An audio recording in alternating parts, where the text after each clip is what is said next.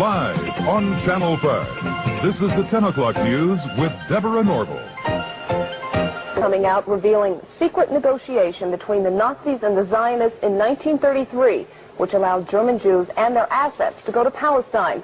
Rich Samuels joins us tonight with the story of the controversy behind the book and the author's struggle to write it. Rich? Deborah, with the rise of Adolf Hitler to power in the spring of 1933, the Jews of the world were faced with a dilemma. They could raise a cry of protest, a cry few would heed, or they could make a deal with Hitler, a deal that would bring a step closer their dream of an independent Jewish state. American Jews marched calling for the boycott of all German exports. Jews throughout Europe echoed that call, so did Jews everywhere. But a group of Zionists at the same time was quietly negotiating an agreement with the Nazis to allow the immigration of German Jews and the transfer of their assets to Palestine. That deal, reported in August 1933, was the transfer agreement. Palestine, sparsely settled by Jews at the time, was radically changed as a result. I lived in Palestine from 1933 to 1936, and we saw every week transports of German Jews coming to settle in Palestine. German Jewish settlement of Palestine was, for a time, official Nazi policy. These photos of Jewish life in Palestine, along with a lengthy text, appeared in 1934 in the Berlin paper Der Angriff. A Nazi Visits Palestine was the title of the multi-part series. A medal was struck by Goebbels in commemoration. On one side, the swastika. On the other, the Star of David. Hitler demanded one concession for the transfer agreement, that the call for a boycott of the Reich, raised by Jews here and elsewhere, be rejected by the Zionists. The Zionists made that concession. And so, while Nazis were marching in Germany, and while Jews were marching here, diplomacy was writing a more important story. In the Mediterranean, where the dream of a nation-state for Jewish people came a step closer to reality. The story in this book some will find hard to accept. You've never been told what the origin of Nazi is. NA is National Socialism, which was the German Nazis, and in 1923 there was a double agent who came to Hitler, and he said to Hitler, look, your Nazi party is not, your National Socialist Party is not getting off the ground. You need an alliance. And he suggested that they ally with the Zionist Party.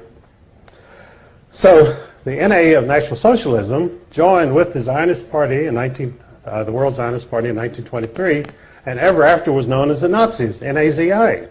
The ZI was for Zionists, but of course no one knew that, because our popular mythology is that the terrible Nazis were attacking the Jews. But what we were never told is there was a great schism in the Jewish community of the world between the Zionists and the non-Zionists. You see, the non-Zionists were the Orthodox Jews who believed you could not have a Jewish state until the Jewish Messiah came.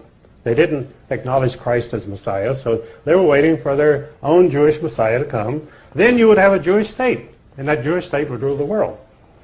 But the Rothschilds in 1828 decided they couldn't wait for the Jewish Messiah, so they started what they called Reform Judaism under Moses Hess. And Reform Judaism said, yes, you can have a Jewish state before the Messiah comes. And the reason you could have it was the Rothschilds had made so much money, they said, we'll buy our own state. So the Rothschilds sent people out to the Middle East to have Jewish settlements, and which is today the state of Israel, totally created by the Rothschild money. And so Reform Judaism then became the cause of a great schism between Orthodox Jews and Reform Jews. Now, no one has ever told you this, I'm sure, but you think that the Jewish community is monolithic. In fact, it's split sharply down the middle. But even today, they have riots in the Jewish parliament between the Orthodox Jews and the Reform Jews. And they cannot agree on anything because the basic premise is a fundamental disagreement over whether a Jewish state should even exist today.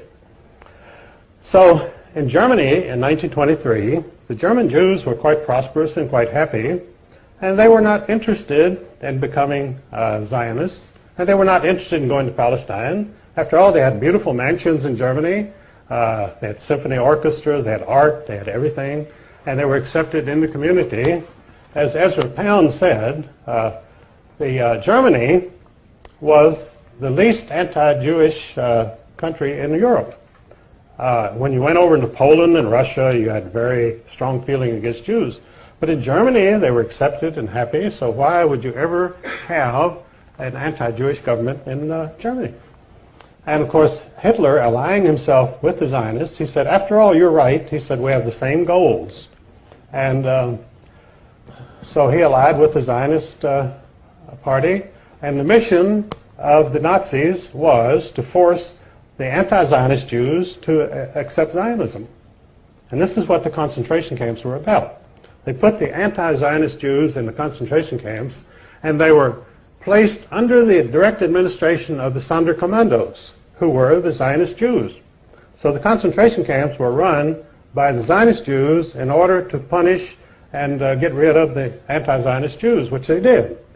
And of course, that's a part of the Holocaust that you're never told, that this was a fundamental Jewish disagreement, which the German people, that Daniel Goldhagen wrote a book in which he said all Germans cooperated in their anti-Jewish feeling and the Holocaust, which was not true at all. The Germans did not even know what was going on, most of them. It's just like in the United States, when we were perfecting the atomic bomb and bombed Hiroshima and Nagasaki, the American people knew nothing about it. It was forbidden to mention the atomic bomb. I was serving in the Air Force at that time. We never heard of any atomic mission or atomic bomb until the bomb was dropped on Hiroshima. So you could say the American people are guilty of the greatest atrocity, the dropping of the atomic bomb on Japanese civilians. But that isn't true. The American people knew nothing about it. I knew nothing about it in the Air Force. And I was right there. So these things go on without the knowledge of the people or the approval of the people. But of course, they have to accept the results. These things happen, and you're stuck with it. So this is the real story of Zionism, that the Nazis. So then, well, if the Nazis had allied with Zionists, why didn't the Nazi party survive? Well, what happened was, in 1945, after the German military was defeated, they brought in the German leaders, the German generals, at the Nuremberg trials, tried and convicted and executed them. They had to execute them because they didn't want them around to testify that about the alliance between the Nazis and the Zionists. So they had to die, and they were executed for that reason. Because, they told about the atrocities that the German generals had committed. But German generals are like any other generals. They don't really commit atrocities. The troops under their command may commit atrocities, but they don't commit any atrocities themselves. These German generals didn't go around shooting Jews or anybody else. But they were executed, and so the Zionist secret was safe. And now the Zionists were now in command of the world because their National Socialist allies were now gone from history, and the Zionists had a free reign, so they set up the State of Israel. And in fact, some Jews themselves even claim that there should be a statue to Adolf Hitler in Israel because he created the State of Israel, which is absolutely true. Without Adolf Hitler, Israel would not exist. The Jews would still be dispersed and they would have no country. But George Steiner, a very famous Jewish writer, proposed this about 10 years ago. He said, why don't they put up a statue to Adolf Hitler in Israel? Well, they're not likely to. And because there again, the big job of the criminals is to keep the truth from the people. They want, not only do they want you not to find out anything, but they flood you with disinformation. Most of the stuff that you get in the press is absolute lies. And if it's not lies, it's spin or distortions. In other words, they give you 10% of the truth, and the rest is all distortions. And they demonize people so that you're filled with anger against the Holocaust people who murdered all the Jews in Germany. And people do get very angry because of these things. And they don't even know what they're angry about because they're not told the facts. and never will be told the facts, because the press is totally in the hands of the bankers. Because news is a high-budget, capital-intensive operation. You need a lot of money. You need a staff covering the whole world, and it's a very expensive situation. So the average truth seeker is not going to start his own television station or newspaper, because he doesn't have the $100 million that you need to even get it off the ground. So we're reduced to meetings like this, which are very good.